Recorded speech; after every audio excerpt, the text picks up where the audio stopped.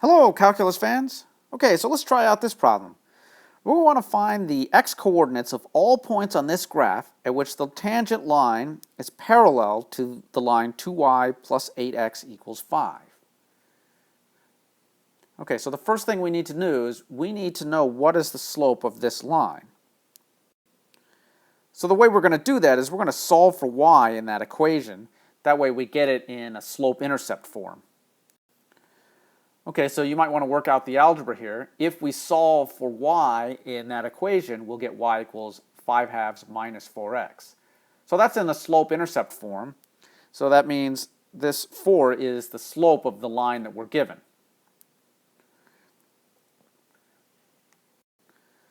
Okay, so that means we want the slope of our tangent line to also be negative 4 because we want our tangent line to be parallel to this line. Remember that lines that are parallel have the same slope. So let's go ahead and compute a derivative because that's how we're going to calculate the slope of the tangent line. Okay, so the function is a polynomial function, so it's pretty straightforward to compute its derivative. We just use the power rule and the sum rule to add these things up. So the derivative of y equals x cubed minus 2x squared plus minus 4x plus 5 will work out to 3x squared plus 4x minus 4. So check to make sure that we're using the power rule on each piece. Remember also that the derivative of the 5 at the end, that works out to 0.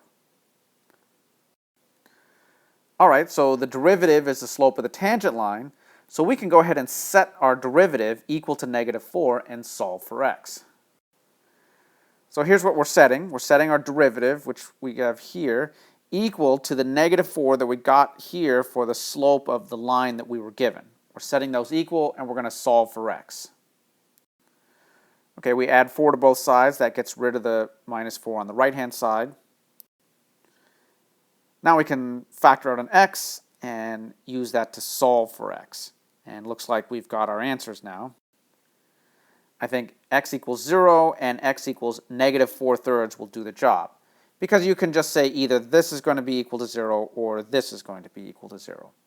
And so those two values will be our answers. Okay, that's all for now.